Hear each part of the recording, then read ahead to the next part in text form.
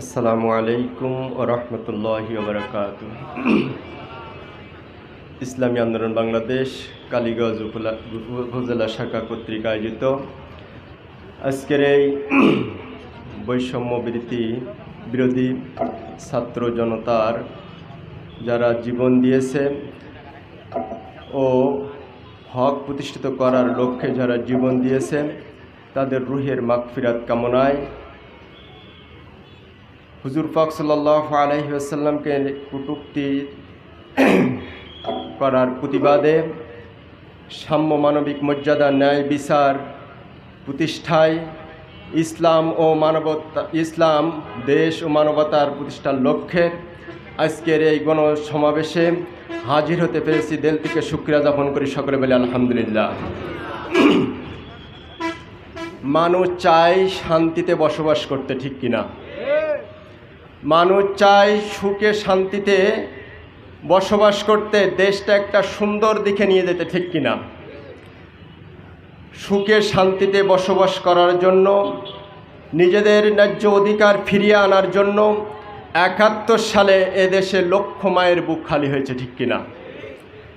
সেখান থেকে নিয়ে এই পর্যন্ত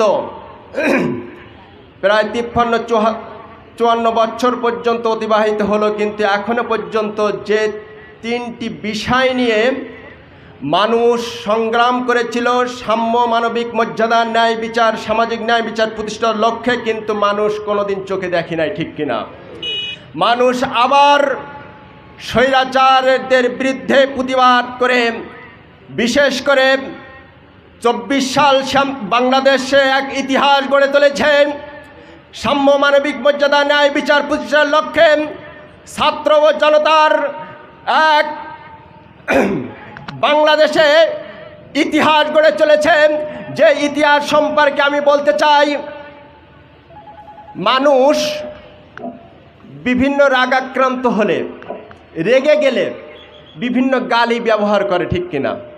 যেমনিভাবে এই ফেরাউন, এই নমরুদ, এই আবু জেহেল, এই ওতবা, এই মির্জাফর, ঠিক কিনা? কিন্তু এগুলা ব্যবহার করে কেন? রাগাক্রান্ত হলে, রেগে গেলে। যাদের নাম বলা হলো সবাই কিন্তু রাষ্ট্রনায়ক ছিল, ঠিক কিনা? কিন্তু তাদের কুকর্ম প্রকাশ হওয়ার কারণে মানুষ কিয়ামত পর্যন্ত গালি হিসেবে ব্যবহার করবে, ঠিক কিনা? বিগত স্বৈরাচার শেখ হাসিনা বাংলাদেশের বুকে এমনভাবে আলেম ওলামাদের নিরীহ মানুষদের বুকে এমনভাবে স্টিম রুলার চালিয়েছিল, জুলুম চালিয়েছিল, মানুষ এমনকি আয়না ঘরের মতো একটা করুণ কুখ্যাত ইতিহাস রচনা করে গিয়েছেন। কিয়ামত পর্যন্ত শেখ হাসিনা গালি হিসেবে জনগণের কাছে পরিচিত থাকবে, ঠিক না?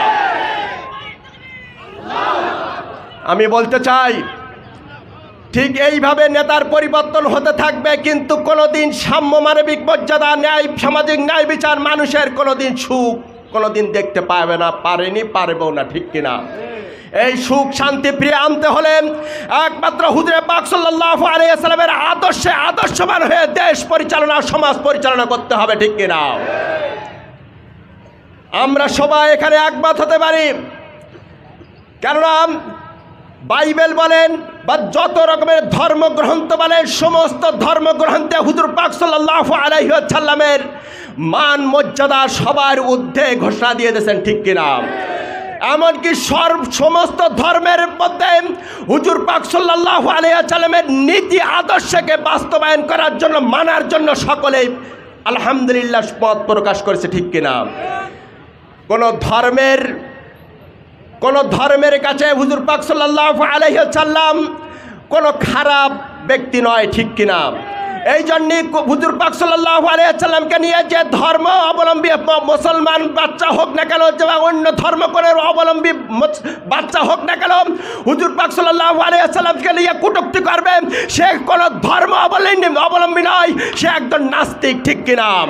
সমস্ত ধর্ম অবলম্বীরা তার উপরে আল্লাহু আকবার লানতের বর্ষা সবাই ছুড়ে দেবে, ঠিক কিনা? আমি ভালোভাবে বলতে চাই, সতর্ক দিয়ে বলতে চাই, যে সমস্ত কুখ্যাতরা হুজুর পাক সাল্লাল্লাহু আলাইহি ওয়াসাল্লামের আদর্শ নিয়ে বিভিন্ন কটূক্তি করে, তাদেরকে হুঁশিয়ার করে দিতে চাই, এখনো পর্যন্ত খালেদ বিন ওয়ালিদ দুনিয়া দুনিয়া থেকে বিদায় হয়েছে, কিন্তু খালেদ বিন ওয়ালিদের উত্তরসূরি দুনিয়া থেকে যায় নাই। এখন ওমর রাদিয়াল্লাহু তাআলা দুনিয়া থেকে বিদায় হয়েছে, ওমর ফারুক রাদিয়াল্লাহু তাআলা উত্তরসূরি দুনিয়া থেকে যায় নাই। আবু বকর সিদ্দিক রাদিয়াল্লাহু তাআলার উত্তরসূরি দুনিয়া থেকে বিদায় হয়েছে, কিন্তু আবু বকরের উত্তরসূরি দুনিয়া থেকে যায় না, ঠিক কিনা? হুজুর পাক সাল্লাল্লাহু আলাইহি ওয়াসাল্লামকে নিয়ে কটূক্তি করলে তার জিহ্বাখানা টেনে ছিঁড়ে ফেলা হবে ইনশাআল্লাহ। এই আশাবাদ ব্যক্ত করে হুজুর পাক সাল্লাল্লাহু আলাইহি ওয়াসাল্লামের আদর্শকে প্রতিষ্ঠিত করার লক্ষ্যে ইসলামী আন্দোলন বাংলাদেশ তৃণমূল পর্যায়ে কাজ করে যাচ্ছে। ইসলামী আন্দোলন বাংলাদেশের সমস্ত অন্যান্য অবলম্বীদের তাদের নৈতিক দায়িত্ব সমর্থন করা, বিশেষ করে মুসলমানদের ইমানি দায়িত্ব ইসলামী আন্দোলন বাংলাদেশকে সমর্থন করে আল্লাহর হুকুম হুজুর পাক সাল্লাল্লাহু আলাইহি ওয়াসাল্লামের তরিকাকে বাস্তবায়ন করা। এই আশাবাদ ব্যক্ত রেখে আমার সংক্ষিপ্ত আলোচনা এখানে শেষ করছি। আখির দাওয়ানা আলহামদুলিল্লাহি রাব্বিল আলামিন।